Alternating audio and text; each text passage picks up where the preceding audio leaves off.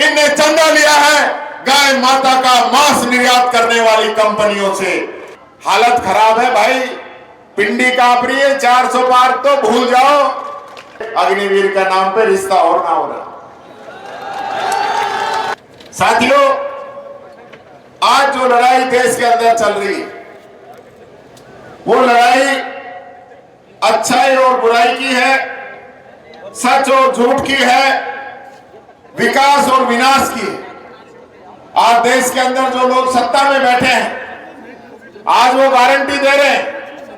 उनकी पुरानी गारंटियों का अगर जिक्र करूं तो चाहे 100 दिन के अंदर काला धन लाने की बात हो, चाहे 2 करोड़ युवाओं को हर वर्ष रोजगार देने की बात हो, चाहे 15-15 लाख खाते में डालने की बात हो, चाहे 1 रैंक 1 पेंशन देने की बात हो, चाहे किसान की आमदनी दुगनी करने की बात हो, चाहे हर गरीब को छत देने की बात हो, चाहे डीजल पेट्रोल रसोई गैस को सस्ती करने की बात हो, चाहे भ्रष्टाचार और आतंकवाद को खत्म करने की बात हो, चाहे डॉलर रुपया बरोबर करने की बात हो, ऐसे जुमले ऐसी गारंटियां उनकी ऑलरेडी जब्त हो चुकी है। ये बात मैं आप लोगों को बताना चाहूंगा। ये मोदी जी के भाषण थे जो मैंने अभी आपको बताए। राजस्थान के अंदर जो सरकार बनी, जनता की जो योजनाएं चलाई, चाहे चिरंजीवी योजना हो, 25 लाख रुपए का इलाज आप लोगों का मिलता था, वो योजना अभी सरकार ने बंद कर दी। 10 लाख रुपए का दुर्घटना बीमा मिलता था, वो योजना इन लोगों ने बंद कर दी है। गरीब को दाल तेल मसाले मिलते थे, वो योजना इन लोगों ने आज बंद कर दी है। इंदिरा रसोई इन लोगों ने बंद करने का काम शुरू कर दिया है। राजीव गांधी युवा मित्र, महात्मा गांधी प्रेरक इन लोगों ने हटा दिए हैं। और यही नहीं, जो बिजली के अंदर छूट मिलती है उसको भी बंद करने का काम ये लोग कर रहे हैं। ये काम करेंगे क्या? मुख्यमंत्री की सुरक्षा के अंदर कोई इंस्पेक्टर लगा हो और उसका बेटा मुख्यमंत्री की उस इंस्पेक्टर के सामने किसी के बैट मार मार के किसी रहने वाले की हत्या कर दे, इससे बड़ी बात क्या हो सकती है? ये इनकी कानून व्यवस्था है। ये कानून व्यवस्था है कि रोजाना आज कोई भी अखबार उठा के देख लो, किसी दलित पे, किसी बच्ची पे, किसी महिला पे रोजाना अत्याचार हो रहे हैं और इनके मुंह से एक शब्द तक नहीं निकल रहा है। ये इनका प्रशासन है जिसकी बात करते हैं। आज देश के अंदर ये लोग बात करते हैं 400 पार की। हालत खराब है भाई, पिंडी कांप रही है। 400 पार तो भूल जाओ, 400 पार जाने वाले कांग्रेस का खाता सीज नहीं करते। 400 पार अगर जाना था तो केजरीवाल और हेमंत सोरेन को जेल के अंदर नहीं डालते। और 400 पार ही अगर जाना था, ये चिरंजीवी भाई बैठे हैं, तेजस्वी यादव जो कि बिहार से आते हैं, अखिलेश यादव जो कि उत्तर प्रदेश से आते हैं, उनके ईडी इनकम टैक्स सीबीआई का पहरा उन लोगों पे नहीं बैठाते अगर ये लोग 400 पार आ रहे होते। यहां थूक सूखा पड़ा है अलवर में भी। आज मैं देख रहा था पायलट साहब भूपेंद्र जी लावणी कर रहे हैं। मैंने कहा भाई, अब ये पहले तो नेताओं की सीट छीनने आ रहे थे, अब तो मजदूरों की मजदूरी भी छीनने के लिए आ गए हैं। ये हालत इन लोगों की है। 10 साल तक केंद्र के अंदर बीजेपी की सरकार रही, राजस्थान का जल शक्ति मंत्री रहा, लेकिन आज भी हम पानी के लिए प्यासे हैं। ये लोग कह रहे हैं ईआरसीपी हमने मंजूर कर दी, तो मैं पूछता हूं इस मंच के माध्यम से, एक बूंद भी पानी आप लेके आए क्या? इस चीज का जवाब मुझे दे दो।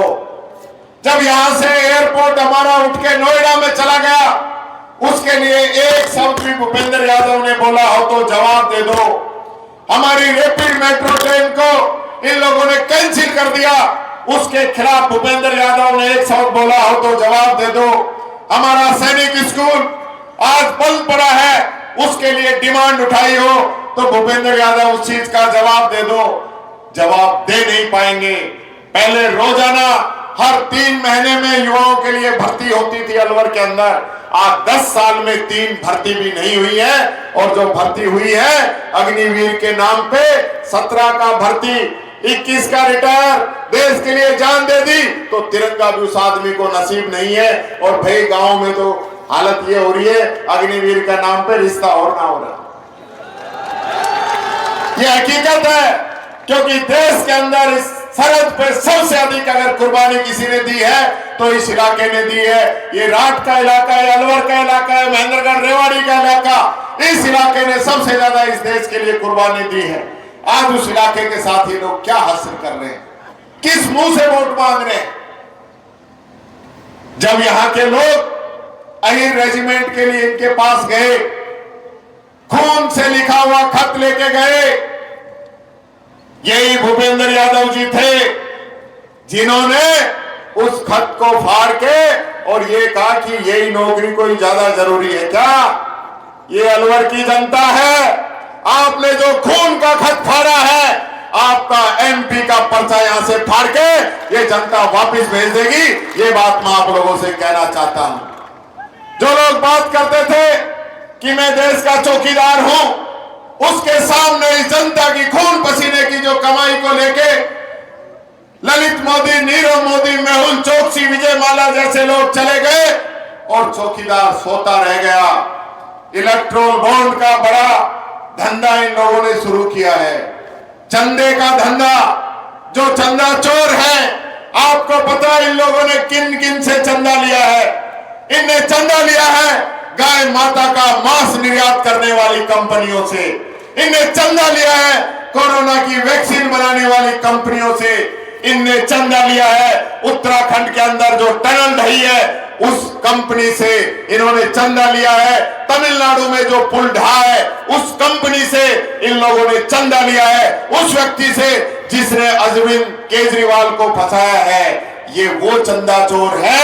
ईडी, इनकम टैक्स, सीबीआई भेजते हैं, चंदा ले लेते हैं, बड़े टेंडर देते हैं, चंदा ले लेते हैं। ये हालत इनकी है। साथियों, हम पायलट साहब को सुनेंगे, हमारे नेता हैं, आप उनको सुनने आए।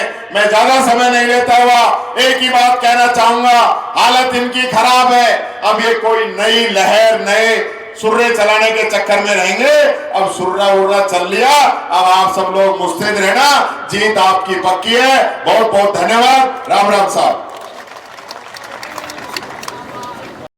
ये जनता की तरफ देख लें कि किस कदर इनमें जोश खरोश है, जो इस क्षेत्र को समझते हुए और ललित को अपने गले लगा रही है। निश्चित तौर से मैं एक ही बात कहना चाहता हूं, ज़्यादा नहीं, कि ये जनता आपके सामने है। किशनगढ़ वास, मैं आप इनकी तरफ से ये कहना चाहता हूं, बहुत भारी बहुमत से किशनगढ़ वास से जेता करके भेजेंगे। ये जनता का जोश और ये खरोश कहलाए। इसलिए साथियों, आप लोगों के सामने बहुत सी बातें हो चुकी हैं, बहुत देर से आपको बार बार सुनाई भी दिया है। इसलिए मैं आपकी तरफ से एक बात अनुरोध करूंगा कि आप ये बता दें, दोनों हाथ खड़े करके हम ललित के साथ हैं। सारी जनता के बहुत बहुत धन्यवाद। जय हिंद, जय भारत। धन्यवाद माननीय खैरे साहब।